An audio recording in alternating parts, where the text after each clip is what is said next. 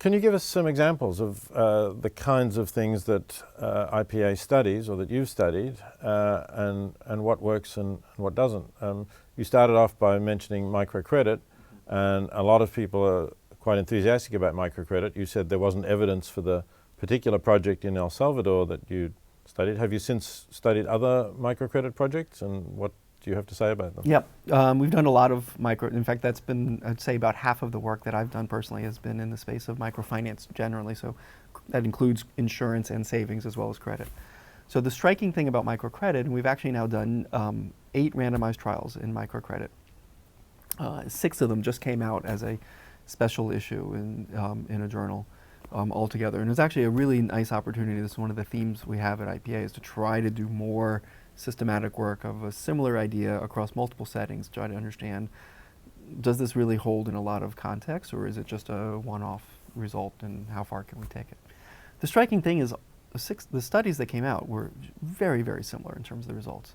And they all basically showed that microcredit is a good thing in that it helps people expand their choices, helps them make some investments they couldn't otherwise make, buy some durable goods for the household.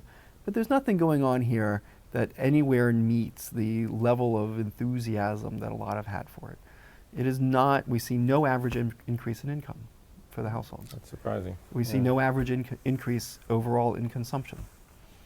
That it allows people to move money around more easily. It allows them to absorb some shocks and risks, manage risk better. So it's good.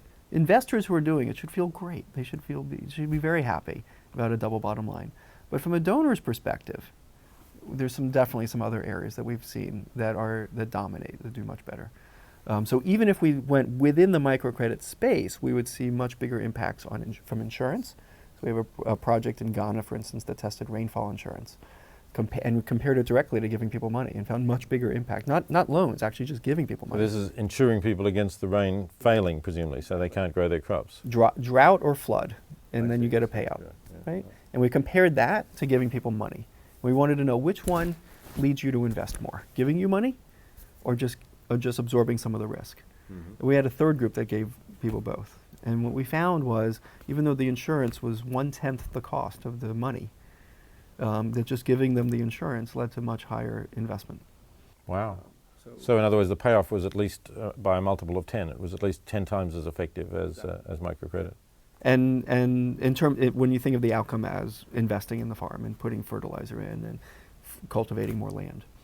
And we've also seen similar results in the saving space, bigger impacts from things that are loosely under the umbrella of what we call commitment savings. Some sort of behavioral economics motivated kind of savings device that helped people think about and attach a goal to their savings account and lock their money away or do something to help them achieve that goal.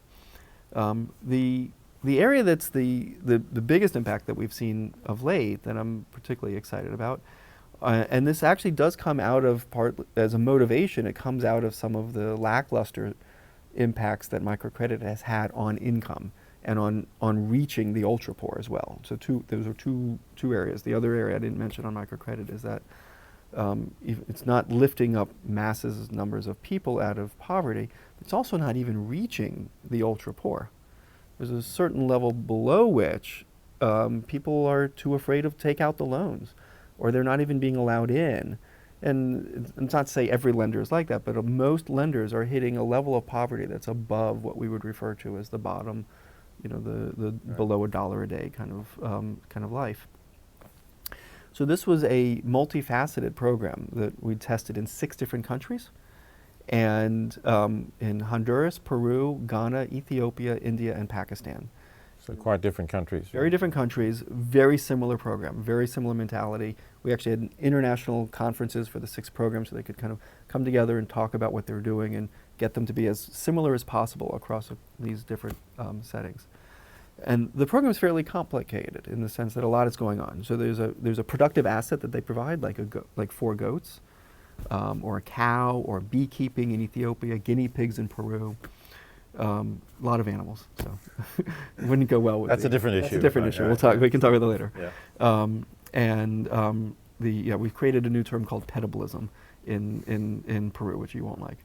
It's because the little kids in Peru that I saw in the field were petting their guinea pigs, which were also their food a few days later. So then they eat them. I see. Yeah, so that's hence the petiblism term. Uh-huh. But so it provides a productive asset. It provides consumption support, rice or beans or cash in some cases, so they don't immediately slaughter the animal to eat it.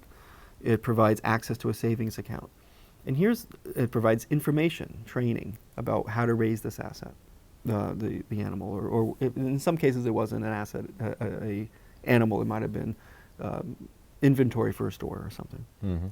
And it also provides what we would call life coaching, which really just refers to an NGO who really has a field officer who gets to know this household over the year and works with them to help solve problems that they're facing. And problems focused on an income generating activity, but really is considered someone who tries to work with them on an ongoing basis actively. So I can't tell you which of these components is the absolute necessary component in terms of making it work, right? So it might be that having the life coach is what's essential, and you could argue easily that all the other things could go away, and if you just had that, you'd solve the problems. Right. I don't think that's the case. I think each played its role, but we're leaving that to the next wave of research to try to tease out underlying mechanisms. Right. First, we wanted to know, is it sufficient to do all of this to help someone escape being in extreme poverty? And so we went 3 years later in all 6 of the sites. And by later, I mean after the productive asset is transferred. And we see in 5 out of 6 sites, we see that the benefits as measured as increase in consumption are higher than the costs. So just from a pure cost-benefit perspective, it's passes. And we see a range of increases in consumption between 5 and 20% increases in consumption, which is a very large increase when you're seeing that on average for a program that is working with the ultra-poor. Right. So we're very excited about the programs. One country it did not work, in Honduras. So we actually learned something from this. It's not. It's a humanitarian failure, but from a learning perspective, it's actually a success. It's the one place where the productive asset wasn't good. So we do learn that the productive asset, it's 5 for 5. It was chickens that got sick and died. Right. So what we learned from that is this works if the productive asset is a good productive asset and doesn't if it does not. So I do tend to think that that's one component of it that you can't take away and make, and the rest of it will not. Right. It might have some effects. So they still had the life coaches, but it didn't really help them very much. Exactly. They had the life coaches, they had consumption support, they had access to savings, they had everything else, but we see no increase in consumption 3 years later from that program. Okay, that's interesting. But it sounds like it's quite an expensive program then if you're doing this. So how does it then compare with other things that we might do to help people escape poverty? And this is always the kind of the toughest part of that question in some sense is coming up with the common outcome variable, right? You have to say what's the Is there something else that would boost consumption? You measured higher consumption as the indicator of a success, right? So the simplest kind of comparison that we like to always have as much as we can is simply cash, right? It's in some sense it's the most straightforward. Right. So and there's because $1 costs basically $1.05 to give away. Right. If you use something like Give Directly, that's exactly the that's ratio. One of the it's 95 cents on the dollar Give goes well to recommends. exactly. Yeah. And what we see when we don't have any of these sites where there was a cash arm. In fact, that is going to happen in the next few years. There's a couple studies underway that are doing that, so that we can actually compare in the same exact setting the results of the multifaceted program as compared to cash. What we can do is we can say, look, in these 6 settings, we did multifaceted versus control. In this setting over here, we compared cash to control, and let's compare the results of these studies. And what we see is that when you provide mere cash with no strings attached and no nothing whatsoever, you see a shorter run impact on consumption, because there's more of the money is spent on things that are not income generating assets. So they'll do things with their roof and their house. They'll buy more durable goods for their household immediately, but they're not doing as much investment in income-generating assets that then 3 years later are still paying off dividends. And so in the short run, consumption from giving out cash is higher, but in the long run is lower. Right. Okay. So they're not investing it in productive assets that keep producing income for them. In other words. And they're also not doing anything so if the life coaching does work, we think it's probably working, and the information works, it's working because it's helping people learn how to maintain that income generating asset.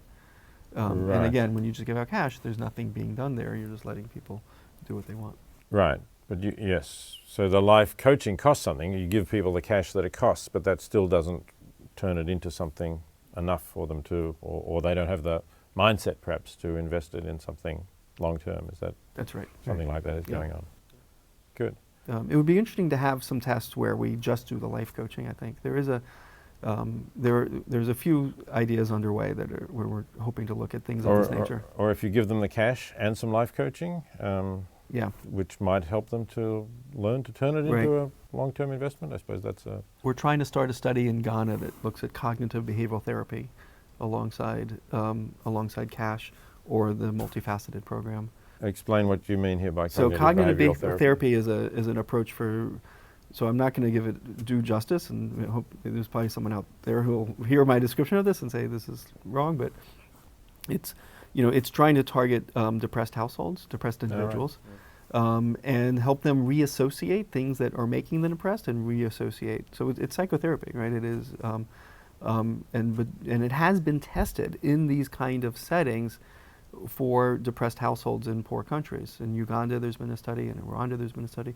No one's ever looked, as far as I know, on the impact of these programs on income, on consumption, on labor supply, and how much they're working. What they've seen is that you can implement this, and if you then look at measures of depression a year later, you see less depression. So that's good to the extent that you think about depression as a direct measure of happiness and utility. Absolutely, it's a major cause of suffering in the world. All the indicators indicate that. I'm not sure where I'd stand if you showed me two studies, one that lowered depression and the other that raised consumption. I'm not sure how I would even begin to think about choosing between those two in a direct way. But I'd like to know whether reducing depression leads to higher consumption, because it increases income and then makes the house more well-being. Then I can actually get my... Then you could compare them more straightforwardly. More straightforward. Otherwise you would really want some measure of suffering, and whether the reduction of depression equaled the reduction of suffering caused by the fact that they have more income and can consume more. So there's another study that's on this ilk that we're doing in the Philippines that uses religion instead. So this is quite a bit different, but it's making the idea of the nonprofit is that their belief is that by doing the proselytizing work that they're doing, that they are providing that kind of life coaching that makes people happier, increases their work ethic, increases their sense of community and their sense of willingness to invest in the future, and increases secular outcomes about income and and things like this. So that could be interesting. And then, I'm fascinated. Is there one particular religion that they're? It's a bit non-denominational Protestant is the best way to describe it. Right. So they work through a network of pastors. The pastors have specific loyalties to a particular thing, but they, they're just working, and so they work with a myriad. But they do have a curriculum that they kind of share with the pastors and train them to train in the household. And so we're actually comparing this to it's a 2x2 study in which people are receiving something like this multifaceted program. It's not quite as expensive. Instead of 4 goats, it would be $20 worth of things to help start a small enterprise instead of $200. So it's much cheaper. And we're testing out their core program with and without the religious component. I see. And then if you find that this non-denominational Protestantism works, you maybe will have to try a variety of other religions to see which one works best. Exactly. And so, I think that might be, you need. We've joked around about the fact, like with Judaism, you could only do it on Jews. As far as I'm aware, the only evangelical Jews are Lubavitch, but they only work on. The Lubavitch Jews only try to increase the religiosity of people who are Jewish by some definition, right? And just take it up a notch. So definitely can only work with religions where there's some principle of evangelical. But there's this historical thesis about the role of Protestantism in the Industrial Revolution and the rise of prosperity in Europe. So in a sense, you're testing the Protestant work ethic and whether it really works. You've just described one of the paragraphs in our introduction for funding proposals for this. Was talking about exactly that type of historical link. I don't want to overstate how much we're going to learn from this to speak to that, but that is definitely part of the thinking.